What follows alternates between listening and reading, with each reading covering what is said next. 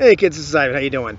You know, sometimes you don't get it right the first time. And that's not really the case here. This isn't a remake of the video I just did about narrating combat. This is just kind of a companion video, maybe going a little bit deeper into the issue with narrating combat in an old abstract system that uses hit points, something like, say OSR games, D&D, or a number of games that use a kind of a hit point countdown or something like it.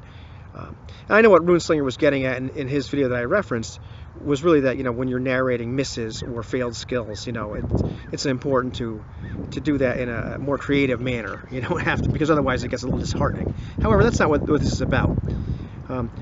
It's been my experience that sometimes narrating misses and hits can get a little fuzzy and a little bit difficult in something like a hit point based game, and I'll explain why that is.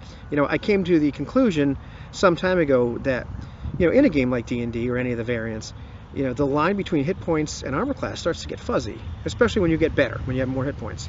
Likewise, the line between something like saving throws and hit points gets a little bit fuzzy as well, and I'll explain what I mean. I'm going to give a couple examples, and just for the sake of example, I'm going to give you two guys. They can be opponents, people on your team, whatever it is, and we're going to be really old school. We're going to use D6 hit dice, and these guys always roll really good. So first guy has 6 hit points. We'll say he's first level. The level really isn't important, the hit points are. And our second guy has 36 hit points. So we're going to say that, for the sake of argument too, everything about them is equal. They're wearing the same armor. Their armor class is the same. Now the benefits they get from that armor and from their dexterity, those remain static. It's the same no matter how skilled you get.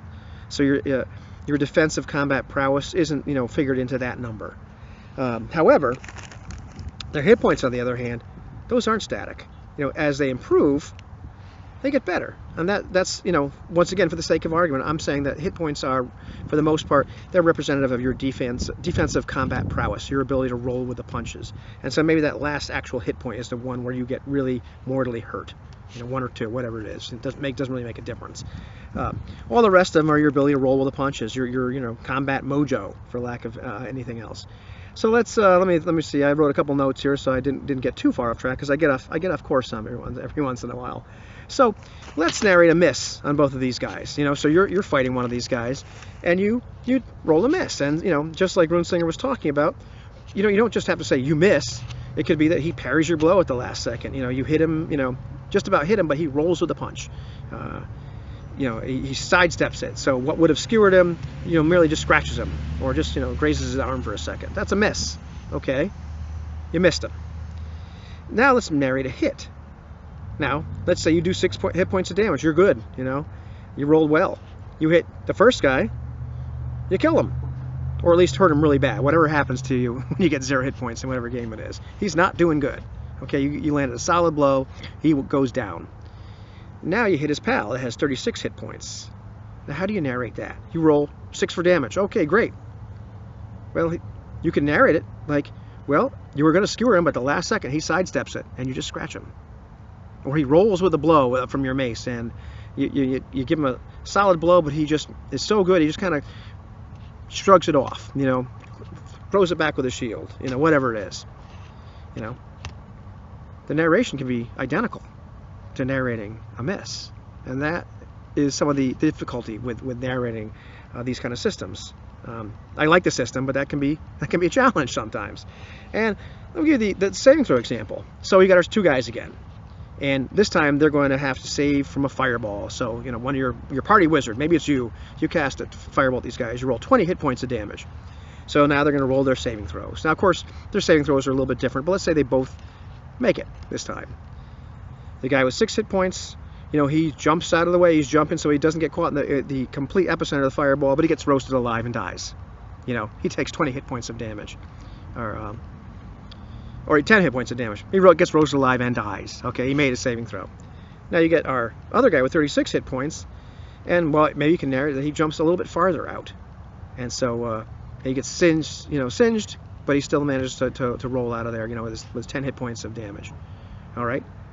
Let's say they both fail their saving throw. Well, guy number 1, with 6 hit points, he gets roasted alive and dies. The end. Boom. He's a marshmallow, burnt marshmallow. But our second guy with 36 hit points, well, how do you narrate that? because he's not standing in the middle of that fireball getting roasted alive. So in some manner, those hit points also represent his ability to kind of save automatically. And so he didn't make his complete saving throw. He didn't jump out to the outskirts of that fireball, but pretty darn close. You know, he takes 20 hit points of damage, but he's still all right.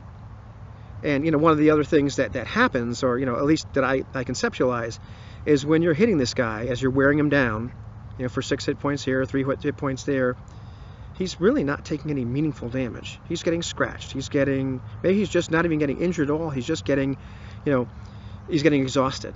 Whatever it is, his mojo and luck are starting to run out slowly. You know, the death of 1,000 scratches, if you will.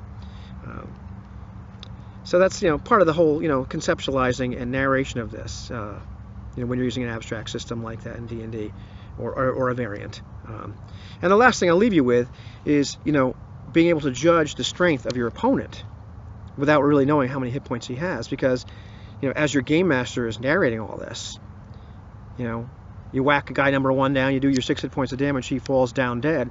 Now you hit his friend several times for 6 hit points of damage, and you're narrating, you're getting these narrations where he gets out of the way at the last second, even though you're rolling 6 hit points.